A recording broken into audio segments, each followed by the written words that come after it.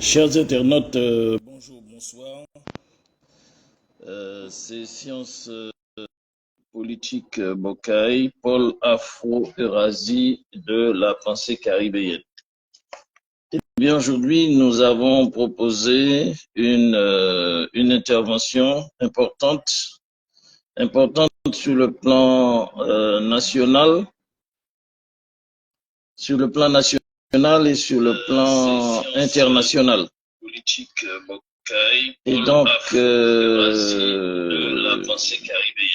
le thème, aujourd'hui, nous avons proposé le thème, c'est toujours dans la trame de notre émission, s'agissant du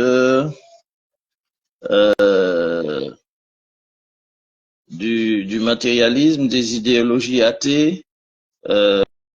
et la corruption sur Terre. Mais aujourd'hui, nous allons domicilier au niveau des Caraïbes, au niveau de la Martinique, notre intervention qui a pour thème Francis Carole dans la gueule du loup et démystification des mythes idéologiques athées et matérialistes occidentaux. Donc, c'est cela, effectivement, notre thème de réflexion aujourd'hui. Alors, disons que, bon, nous avons annoncé la couleur, hein. Nous avons annoncé la couleur parce que il n'est pas question que nous nous réjouissions d'un problème qui oppose quelques Martiniquais à comment dirais-je, à l'État colonial. Par contre, nous disons que Francis Carole, il a un problème après la réunion du MNA, c'est-à-dire du mouvement non aligné à l'Azerbaïdjan, et il est aux prises avec le ministère de l'Intérieur et les institutions régaliennes qui l'accusent de, comment dirais-je, de pactiser avec des entités étrangères, des influences étrangères. Donc, c'est ça le problème de Francis Carole. Et donc, à travers notre conférence, visioconférence, nous faisons une mise en garde parce que nous rappelons que à l'époque, François Mitterrand, président socialiste de la République, eh bien, il avait carrément trompé, il avait manipulé la classe, politique et il a utilisé les déviances dépendantistes, comme nous savons que François Mitterrand avait l'habitude de le faire, parce que sous l'Algérie coloniale, il a joué le rôle de ministère de l'Intérieur et on l'appelait le boucher d'Alger, parce que c'est François Mitterrand qui faisait exécuter à la guillotine les patriotes algériens. Donc, nous sommes dans une décade des élections suite à la dissolution de l'Assemblée par Emmanuel Macron. Et donc, il y a eu des élections, européennes et des élections législatives. Et donc, pas mal d'éléments martiniquais qui se déclament comme anticolonialistes et tout, nous avons fait remarquer dans une vidéo qu'ils étaient en fait dans une ambivalence équivoque et contradictoire, parce qu'en même temps, ils s'inscrivaient dans le registre géopolitique de l'intégration des territoires à l'Europe, puisqu'ils participent à l'occupation européenne, en tant qu'élu, en tant qu'élu budgétisé, et en même temps, il se réclame de l'anticolonialisme, ce qui est une contradiction, et nous allons relever par rapport à ça que ce qui arrive aujourd'hui à Francis Carole n'est pas anodin. Parce que justement, il y a cette coïncidence avec ce que j'ai appelé la participation par défaut euh, des éléments dépendantistes martiniquais à la réunion du MNA en Azerbaïdjan. Parce que effectivement, ce sont c'est l'UPLG, Organisation Guadeloupéenne, qui a organisé les invitations dont les Kanaks, les Corses, etc., etc., les Guyanais, les Guadeloupéens qui sont en phase avec un processus populaire anticolonialiste. Mais comme en Martinique, il n'y a pas de mouvement réellement anticolonialiste, donc il y a des personnes en Martinique qui ont été invitées, nous disons, par défaut. Et c'est là où le bas blesse, puisque effectivement, un élu français lié au système colonial de par l'émargement, la budgétisation et le rôle dans les institutions de l'occupation coloniale, on nous le présente aujourd'hui comme on dit qu'il est dans la gueule du loup, hein, s'il faut le dire, il est dans la gueule du loup parce que il est accusé comment dire, de connivence avec des puissances étrangères, etc., etc. Et cela vient de Darmanin. Donc, nous avons écrit un article et c'est ainsi que nous allons introduire. Alors, nous voulons dire que, comme ce qui s'est passé à l'époque de François Mitterrand, nous ne voulons pas que les mêmes choses se renouvellent, puisque François Mitterrand a, comment dirais-je, a entériné, comment dirais-je, des bluffs politiques hein, pour arrêter le processus anticolonialiste et faire des propositions soi-disant de radio libre et de régionalisation. Donc nous ne voulons pas que après ces élections législatives législatives et européennes, françaises, et le supposé, comment dirais-je, pouvoir de Mélenchon et de la gauche RPS ou comment dirais-je, NUPES et autres, qu'on nous fasse la même chose parce que nous mettons la population, le peuple en garde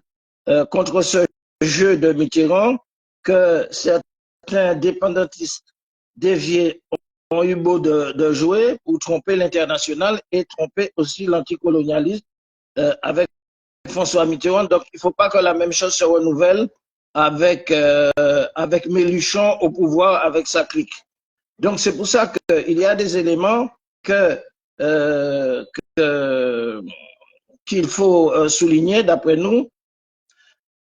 par rapport aux problèmes posés par cette réalité. Nous disons que ni Mélenchon, la gauche, la droite extrême ne peuvent, après la chute de la France-Afrique, renoncer à l'impérialisme français, c'est-à-dire à l'impérialisme européen, au contrôle des régions d'outre-mer, qui donc de l'océan Indien, de l'océan Pacifique, de l'océan Atlantique, de la mer Caraïbe, où des peuples sont assujettis, contrôlés, dominés, colonisés, occupés, au profit de l'Europe et de la France qui a récupéré ces espaces maritimes qui sont géopolitiquement très importants, économiquement très importants, pour que ces petits pays comme la France et l'Europe puissent prévaloir de troisième puissance maritime ou deuxième puissance maritime mondiale. Donc, par conséquent, il faut dire que même avec l'arrivée au pouvoir de Mélenchon, de la gauche extrême, etc., même si c'était la droite extrême, eh bien, comment dirais-je, ces Français qui sont des impérialistes, qu'ils soient de gauche ou de droite, ils ne peuvent pas renoncer au contrôle des outre-mer océaniques pour des raisons d'occupation, d'impérialisme, de féodalisme. Et donc, surtout au moment où la France a perdu la France-Afrique. Donc, il ne faut pas qu'on nous mène dans la, comment dirais-je, qu'on nous, comment dirais-je, embourbe dans la confusion. Il ne faut pas qu'on nous enfarine,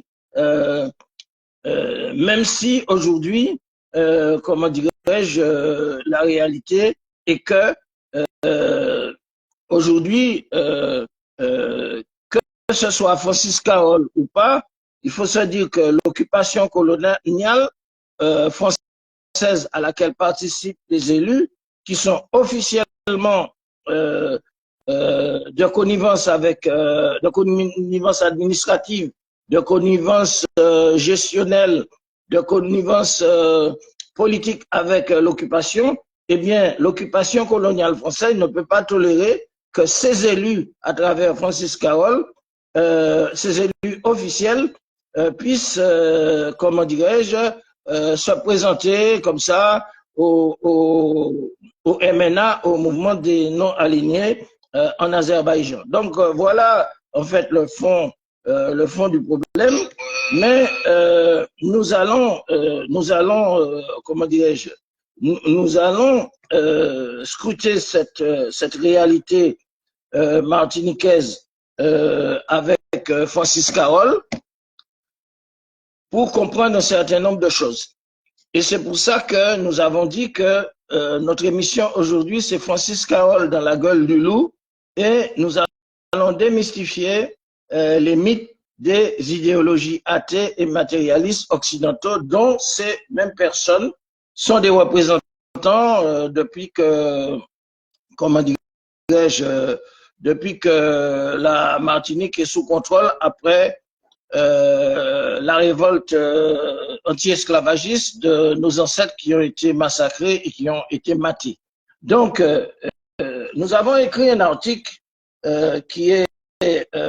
important, et c'est après consultation du noyau de sciences politiques Bocaille, du mouvement indépendantiste martiniquais de la parole au peuple central le plus bas, que cet article constitue un appel et un rappel aux vivants, c'est-à-dire à ceux qui ne sont pas encore morts par l'assistanat, qui ne sont pas encore morts parce qu'ils ont été lobotisés politiquement et qu'ils sont domestiqués dociles, c'est-à-dire cet article a été rédigé par le noyau de notre noyau du mouvement indépendantiste martiniquais de la parole au peuple, comme un appel et un rappel aux vivants, à ceux qui sont encore vivants. Et donc, sur le thème de Francis Carole dans la gueule du loup, des mystifications des mythes idéologiques athées matérialistes, eh bien voilà notre approche dans cet appel et rappel. Eh bien, dans cet article que nous vous communiquons, nous disons que Francis Carole, maintenant, dans la réalité de son affaire avec Darmanin, il est quand même sous le projecteur des archives de la librairie de sciences politiques Bocaille, appelée, comment dirais-je, appelée librairie Thiermodis Macandal. Pourquoi? Parce que nous rappelons que nous avons estimé, nous avons acté dans des procès-verbaux, notamment d'un rendez-vous au siège que nous avons eu, au siège de Francis Carole, près de l'avenue Jean Jaurès, au Terre-Saint-Ville, à Fort-de-France, en 1994. Et nous avions le vœu, disons le vœu pieux, de tenter de sauver Francis Carole. Sauver Francis Carole de la gueule du loup. Non pas sauver Francis Carole de la gueule du loup, puisqu'il en est déjà dans la gueule du loup avec s'est démêlé avec Darmanin, mais sauver Francis Carole des mains du diable, c'est-à-dire de l'athéisme et du matérialisme, de l'étrange juifs, Karl Marx et Lénine, qui sont, qui sont des judéo-occidentaux, des philosophes issus eux-mêmes, comme nous le disons, de l'oppression, des idées, des pensées, de l'oppression, de la corruption sur la terre. D'ailleurs, en substance, nous avons Vladimir Poutine qui, aujourd'hui, à grand regret, a critiqué cela même de Lénine et de Staline qui ont fractionné la grande Russie souveraine au moyen de la politique des nationalités. Et donc, c'est-à-dire cette politique de nationalité de Lénine et de Staline dont critique Vladimir Poutine, l'actuel président de la Fédération de Russie, met en exergue les moyens par lesquels on a divisé la Russie, on a fractionné la Russie avec ces idéologies, c'est-à-dire la politique de nationalité de Staline et de Lénine, qui donc, à partir d'un système nationaliste mortifère, divisionniste, qui n'est pas, nous le rappelons, le patriotisme n'est pas un sentiment, le sentiment naturel tel que le patriotisme, qui est le patriotisme et comment dirais-je, et l'apanage comment dirais-je, du sentiment naturel d'aimer son pays, sa patrie, sa famille, comment dirais-je, son territoire. Mais même, nous avons dit, les prophètes, ils aimaient leur pays, leur territoire, leur famille, et ils ne trahissaient pas leur peuple. Donc, c'est ça le patriotisme. Le patriotisme, c'est le sentiment naturel. Mais c'est tout autre chose, et c'est pour ça qu'il ne faut pas faire la confusion. Le nationalisme, c'est une pensée, c'est un système étrange qui a été mis en place par les judéo-occidentaux pour semer l'oppression et la corruption sur terre. Et c'est pour ça que nous avons dit qu'à grand regret, Vladimir Poutine, il a critiqué Lénine et Staline qui ont fractionné la Grande Russie souveraine au moyen de la politique des nationalités, qui est donc un système nationaliste mortifère, divisionniste, qui n'est pas le sentiment naturel du patriotisme. Et donc, c'est quoi c'est quoi ce système nationaliste qui a permis à Vladimir Poutine, président de la Fédération de Russie, de critiquer Lénine et de critiquer Staline pour sa politique préjudiciable à la Russie. Eh bien, il faut se dire que en tant que système, eh bien, le nationalisme est un piège qui a visé tous les peuples libres victimes du fractionnement en Afrique. Nous avons vu comment ils ont divisé l'Afrique à la conférence de Berlin. Nous avons vu comment ils ont divisé le Moyen-Orient avec l'occupation anglaise depuis 1916 avec le partage des frontières des généraux Saïs et Picot. Tout cela relève du nationalisme et donc tous les peuples libres, que ce soit en Afrique, en Asie, en Amérique latine, ont été victimes de ce nationalisme, y compris le territoire de la Grande Russie. Et c'était donc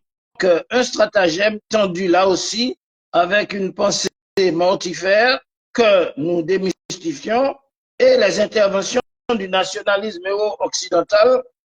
qui empruntent des déguisements idéologiques de toute nature, alors qu'il s'agit en fait à travers le nationalisme une invention des sionistes précurseurs qui vont créer après 1992 en Europe la nation, c'est-à-dire l'État-nation des Pays-Bas, et qu'ils vont divulguer en France et en Europe, et qui va aboutir avec Mussolini, avec Hitler, avec Napoléon et avec pas mal de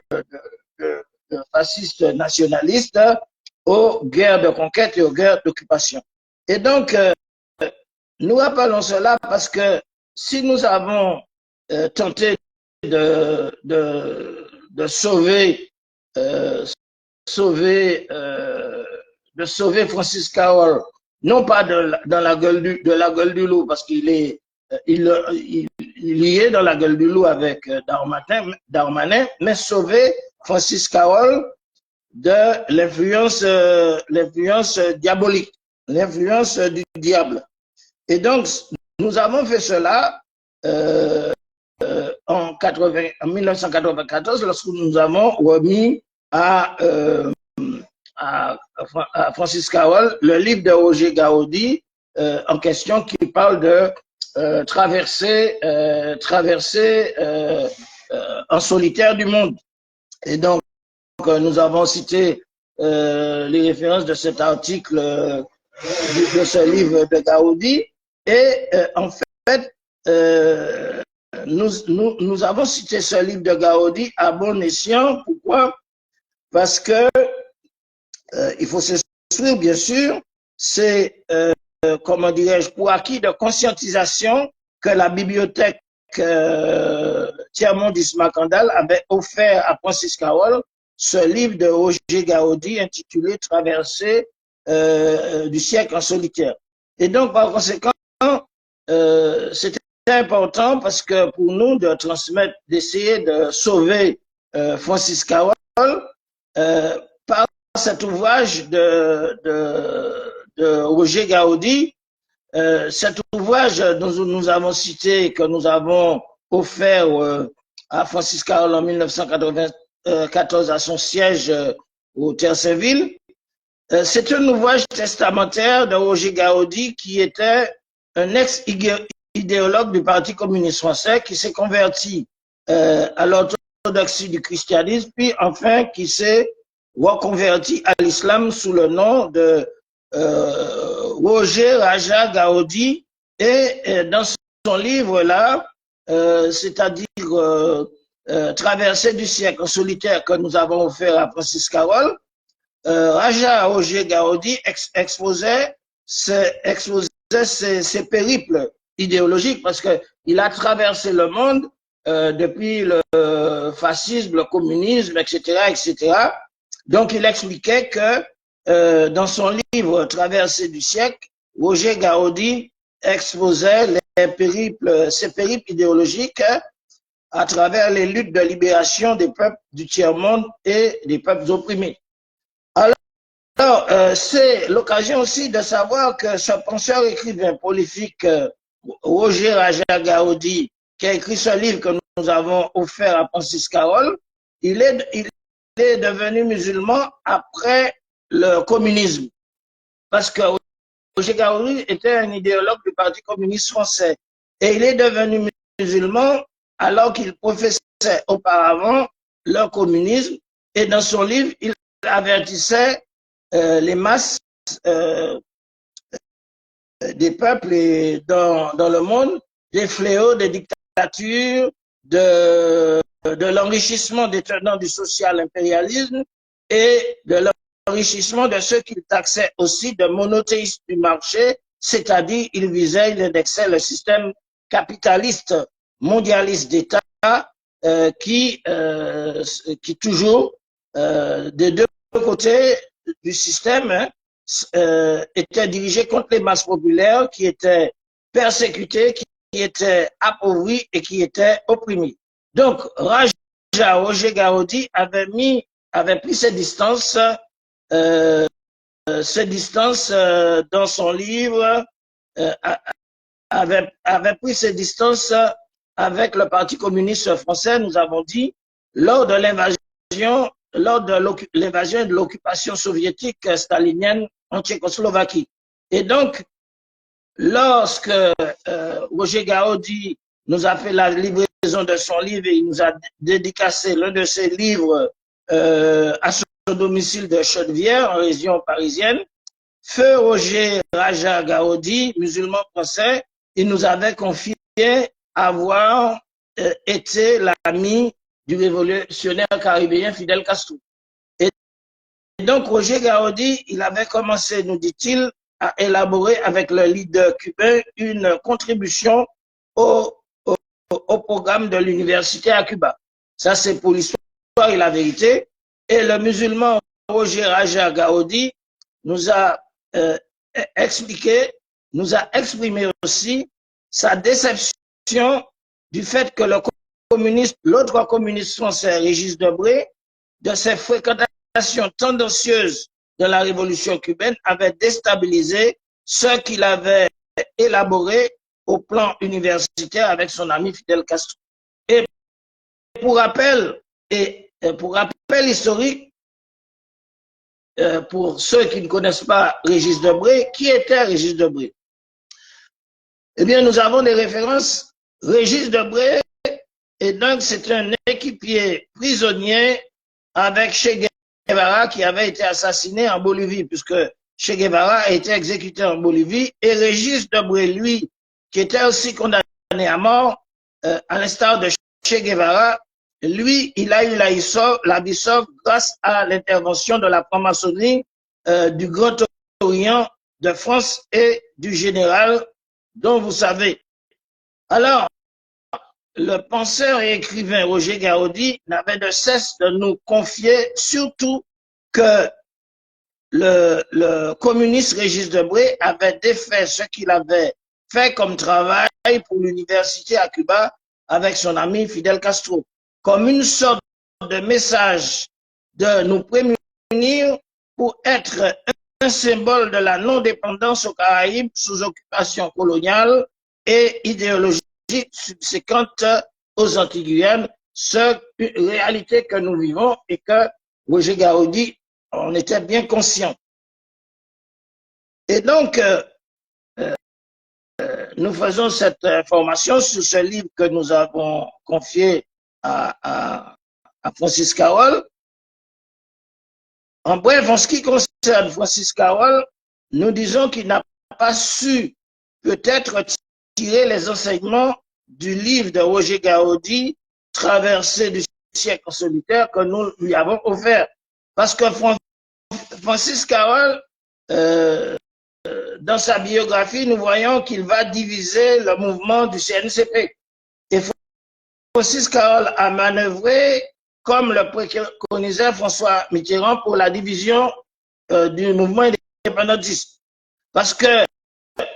avec Mitterrand, pour l'histoire et la vérité, tous les indépendantistes ont été piégés et bluffés par François Mitterrand, qui donc c'est le boucher qu'on appelle le boucher de la guillotine des patriotes algériens. Alors, les indépendantistes, ils ont été pris au piège du bluff de François Mitterrand dans ses stratagèmes. François Mitterrand a œuvré notamment, premièrement, pour la libéralisation, soi-disant, des radios sur la bande FM pour mieux contrôler, de par les fréquences radio libres,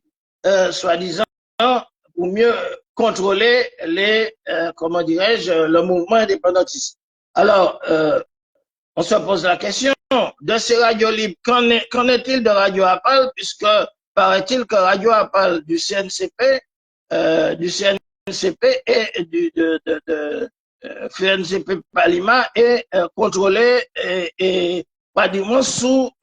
comment dirais-je, des mesures de fermeture de la part des autorités coloniales. Donc, deuxièmement, Mitterrand, ses stratagèmes consistaient à diviser et contrôler à partir des tiers auxiliaires de la couillonnade indépendantiste à Rivière-Pilote. Donc, il s'agissait de couillonner le peuple. Et troisièmement, nous avons vu que de Sainte-Anne à Rivière-Pilote, il s'est avéré que les uns avaient déclaré publiquement qu'ils n'étaient plus indépendantistes, d'une part, et d'autre part, les autres, à la solde des services, ont livré Pierre Just-Marny au suicide, s'interposant en haut lieu parisien de l'occupation contre la libération de Pierre Just-Marny en Martinique. Et donc, toutes ces personnes ont trahi le plus vieux prisonnier de France qui a, comment dirais-je, qui a payé 45 ans environ de prison qu'ils ont sacrifié du suicide de la traîtrise politicienne. Et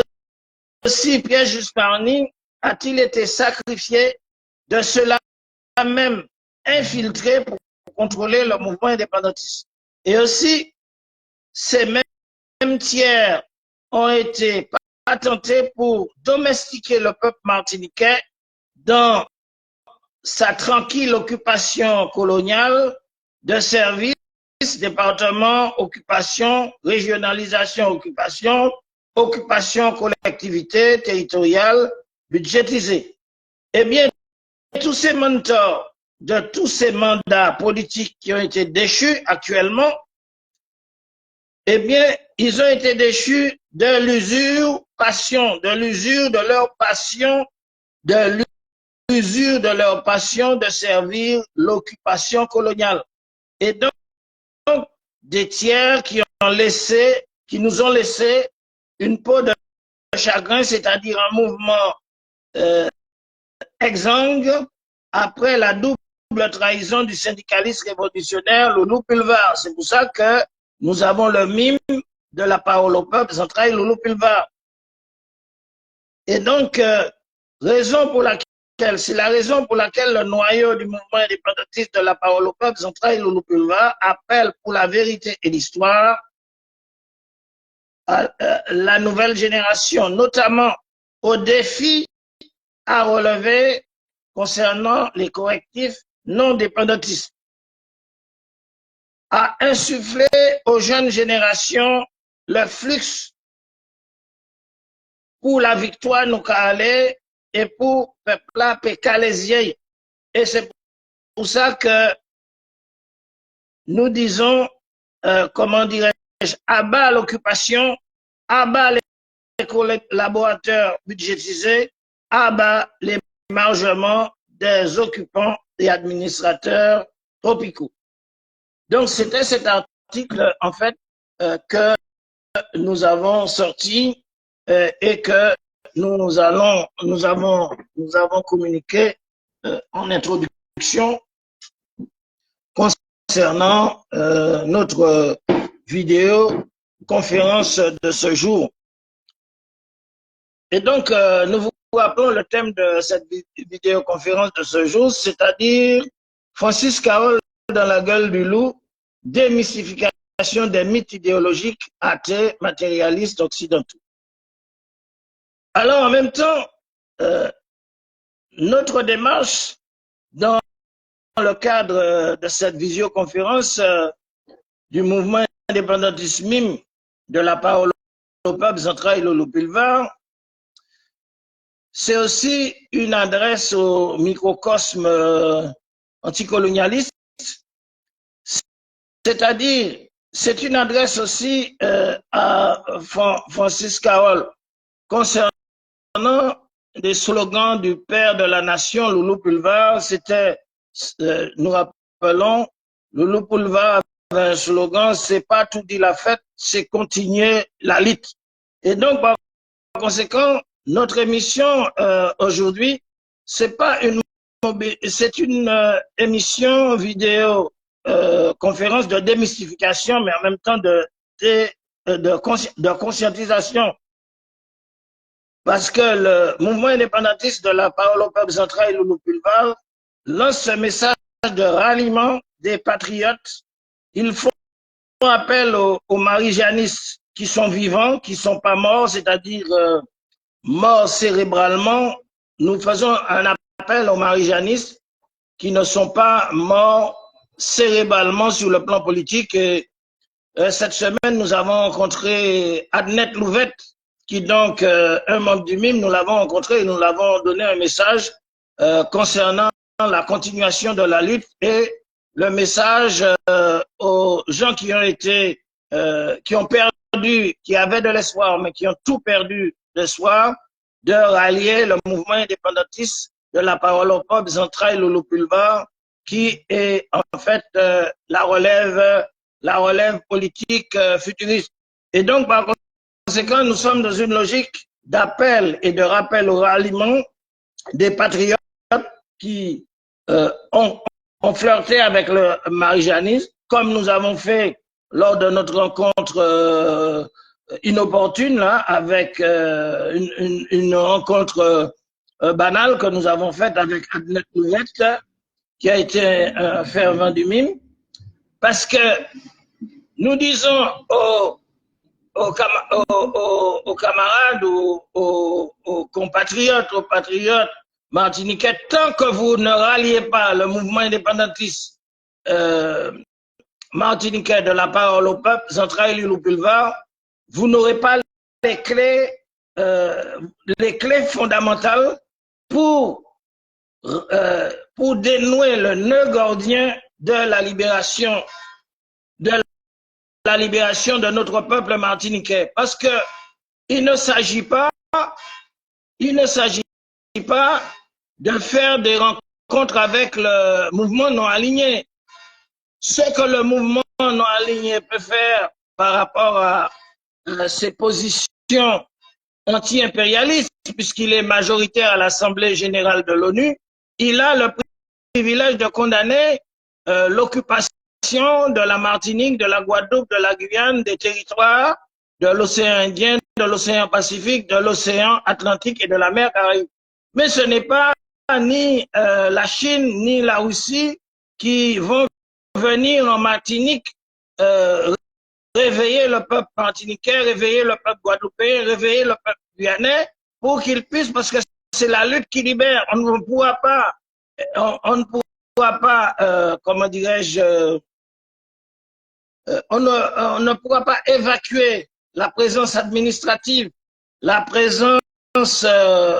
comment dirais-je, la présence foncière, la présence de contrôle, la présence administrative du système colonial étranger si le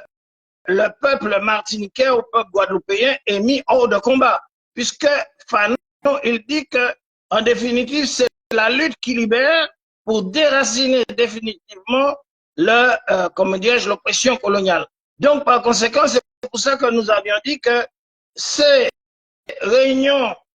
internationales vont discréditer ceux-là même qui, lorsque le MNA va prendre position pour condamner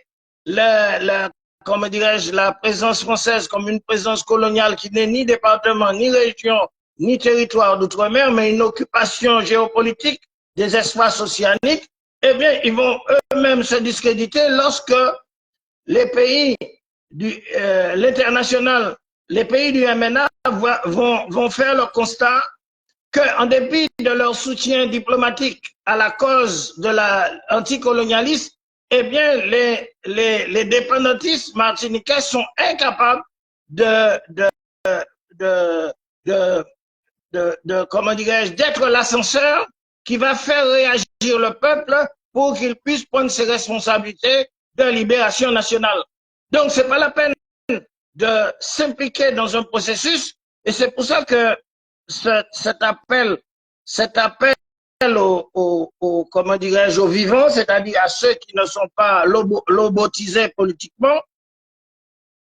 de ralliement. C'est un appel de ralliement, notre intervention aujourd'hui, des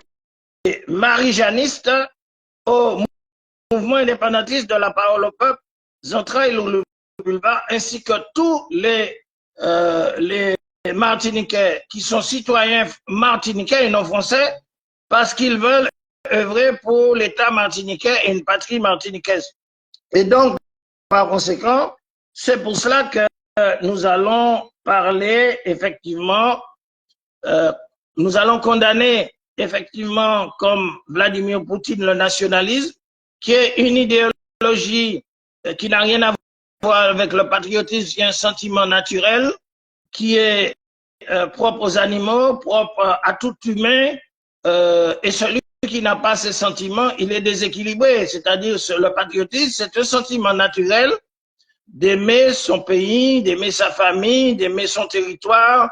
et d'aimer son peuple et son territoire pour le libérer. Tandis que le nationalisme, c'est une idéologie, comment dirais-je, du peuple élu, une idéologie judéo-talmudique qui a fait du mal à la Russie, puisque on a fractionné la Russie avec la Géorgie, On a créé des problèmes avec la Russie, avec les nationalités de l'Ukraine pour faire la guerre à la Russie. Et ce nationalisme a divisé, qui a commencé en 1492 par la création de l'État-nation par les Juifs marans aux Pays-Bas, qui a été diffusé à travers le monde. Ce nationalisme a divisé l'Afrique. Ce nationalisme a divisé toute l'Afrique. Ce nationalisme a divisé les pays du Moyen-Orient. Ce nationalisme a divisé l'Asie. Donc, par conséquent, c'est la raison pour laquelle nous allons terminer